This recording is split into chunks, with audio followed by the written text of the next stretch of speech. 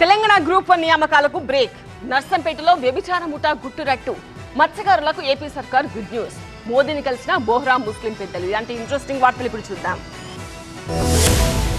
Telangana group 1 నియామక ప్రక్రియలో కీలక పరిణామం చోటు చేసుకుంది. గ్రూప్ 1 నియామకాలకు తెలంగాణ హైకోర్టు బ్రేక్ వేసింది. విచారణ పూర్తయ్యే వరకు నియామక పత్రాలు ఇవ్వొద్దని టీజీపీఎస్సీని ఆదేశించింది. ఇటీవల వెల్లడించిన గ్రూప్ 1 జనరల్ ర్యాంకింగ్స్ ను సవాలు చేస్తూ 20 మంది అభ్యర్థులు హైకోర్టులో పిటిషన్ దాఖలు చేశారు.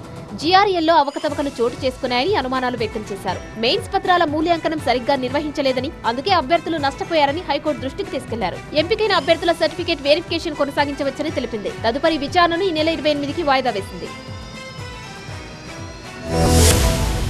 మత్స్యకారులకు ఏపీ ప్రభుత్వం గుడ్ న్యూస్ చెప్పింది.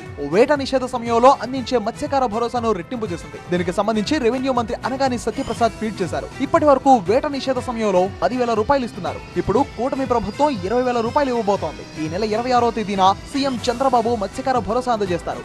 ఇప్పటికే చేపల వేట నిషేధం అమల్లోకి వచ్చింది. ఈ నెల 15 నుంచి జూన్ 14వ తేదీ వరకు చేపల వేట నిషేధం అమల్లో ఉంటుంది. ఇక వేట నిషేధం టైంలో 20,000 ఇవ్వనట్టు ఏపీ ప్రభుత్వం ప్రకటించడంతో మత్స్యకారులు హర్షం వ్యక్తం చేస్తున్నారు. వరంగల్ జిల్లా నర్సంపేటలో వ్యభిచార ముఠా గుట్టురట్టయింది. నర్సంపేటలోని మాదన్నపేట రోడ్డులో వ్యభిచారం నిర్వహిస్తున్న ఓ గృహంపై టాస్క్ ఫోర్స్ టీంతో పాటు స్థానిక పోలీసులు దాడి చేశారు. వ్యభిచార గృహ నిర్వాహకురాలు సహా 3 పురుషులను అదుపులోకి తీసుకున్నారు. వివిధ ప్రాంతాలకు చెందిన మహిళలు, యువతులతో బలవంతంగా వ్యభిచార దందా నిర్వహిస్తున్నట్లు గుర్తించిన నర్సంపేట పోలీసులు వ్యభిచార గృహంలో ఉన్న 2 మహిళలను కాపాడారు. పోలీసుల దాడిలో భారీగా హెచ్ఐవీ టెస్ట్ కిట్లు, కండోమ్ ప్యాకెట్లు లభ్యమవడం కలకలం రేపింది. ఇక పట్టుబడ్డ వారి నుంచి 5 ఫోన్లు, ఒక 2 వీలర్, 2,750 రూపాయల నగదును స్వాధీనం చేసుకున్నారు. వక్ఫ్ చట్ట సవరణ బిల్లు ఆమోదం పొందిన నేపథ్యంలో దావూదీ బోహ్రా ముస్లిం పెద్దలు ప్రధాని మోదీని కలిసి ధన్యవాదాలు తెలిపారు.